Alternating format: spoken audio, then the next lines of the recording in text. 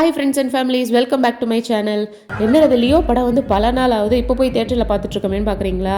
India வந்ததுக்கப்புறம் கொஞ்சம் பிஸியாகியாச்சுங்க. Relatives வீட்டுக்கு போகிறது, ஃப்ரெண்ட்ஸை மீட் பண்ணுறது, பசங்களை பார்த்துக்கிறதுன்னு சுத்தமாக டைம் இல்லாமல் போயிடுச்சு. அதுவும் இல்லாமல் நம்ம தளபதி படத்தை தேட்டரில் பார்த்தா தானே ஒரு கெத்தாக இருக்கும். அதனால் லாஸ்ட் ஷோக்கு ஃப்ரெண்ட்ஸ் டிக்கெட் எடுத்துகிட்டு வந்தாங்க. ஸோ ஃபைனலாக கிளம்பியாச்சு. ஃபஸ்ட் டே ஃபஸ்ட் ஷோக்கு எவ்வளோ ஆரவாரம் இருக்குமோ அதே அளவுக்கு ஆரவாரம் லாஸ்ட் டேக்கும் இருந்தது. செம்மையாக இருந்தது. அதாங்க நம்ம தளபதி படத்தோட ஸ்பெஷல். எப்படி அர்ஜுன் சார் அந்த படத்தில் விஜயோட ஃபோட்டோ உடைக்கும் போது ஷாக் ஆனாரோ அதேமாரி தான் நானும் ஒரு மொமெண்ட் ஷாக் ஆகிட்டேன். எதுக்கு ஷாக் ஆனேன்னு பார்க்குறீங்களா? ஏன்னா அன்னைக்கு தாங்க 23rd தான் நாங்கள் பார்க்க போனோம் லாஸ்ட் டே. நெக்ஸ்ட் டே எனக்கு பர்த்டே. ஸோ நானே மறந்துட்டேன். ஃப்ரெண்ட்ஸ் எல்லாம் ஞாபகம் வச்சு கேக் வாங்கிட்டு வந்திருந்தாங்க. கேக்கில் என்ன ஸ்பெஷல்னு கேட்டிங்கன்னா எவ்வளோ சின்னதாக இருக்குது பாருங்கள். ஏன்னா நாங்கள் கேக்லாம் ரொம்ப சாப்பிட மாட்டோம். ஸோ வேஸ்ட் பண்ணக்கூடாதுன்னு ரொம்ப சின்னதாகவே வாங்கிட்டு வந்தாச்சு.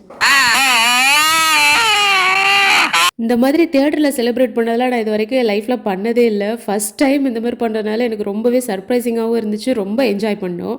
கிட்டத்தட்ட படம் முடியறதுக்கு 1 மணி ஆயிடுச்சு. சரி 1 மணி ஆயிடுச்சு, வீட்டுக்கு கிளம்பலான்னு பார்த்தா இன்னொரு சர்ப்ரைஸ் வச்சுருந்தாங்க. அங்கே போயிட்டு கேக்குக்கு பதிலாக நாங்கள் குல்ஃபியெல்லாம் திருப்பி அகைன் கட் பண்ணோம். அதுவும் செம்மையாக இருந்துச்சு. குல்ஃபி ரொம்ப ஃப்ரீஸ் ஆகிருந்ததுனால கட் பண்ண முடியல. கடப்பாறையை வச்சு குத்துற மாரி கத்தியை வச்சு குத்தி கட் பண்ணியாச்சு. செம்மையாக என்ஜாய் பண்ணோம். நைட் டைம் மாதிரியே தெரியல, டே டைம் மாதிரி செம்மையாக கொண்டாடிட்டு இருந்தோம். அந்த குல்ஃபி கடையே தெரிய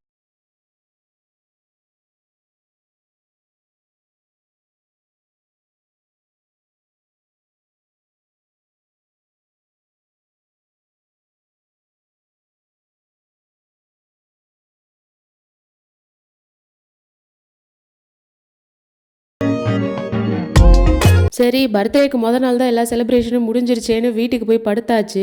நெக்ஸ்ட் டே பார்த்தோன்னா இன்னொரு சர்ப்ரைஸை வேறு ரெடி பண்ணி வச்சுருந்தாங்க.